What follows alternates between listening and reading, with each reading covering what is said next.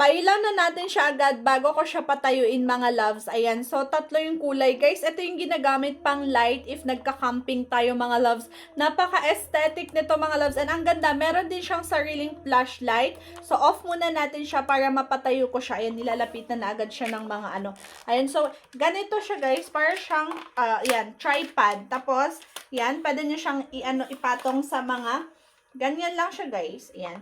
So pwede nyo siyang ipatong sa mga table, 'di ba? Para may ipang ilaw kayo if ever. Pero feeling ko, guys, ayan no, hindi kasi siya bumababa siya ng kusa, no. Open natin. Yan, o 'di ba? May pang ilaw kayo, may pang table lamp kayo. Tapos kapag naman fire, kung gusto niyo ng ano ganyan niyo lang siya, guys, para mag-ilaw siya. And then, yun lang naman mga loves. Tapos ayan, pag ayan, nag-aapoy na kayo or nagka-camping fire na kayo, idagdag nyo to.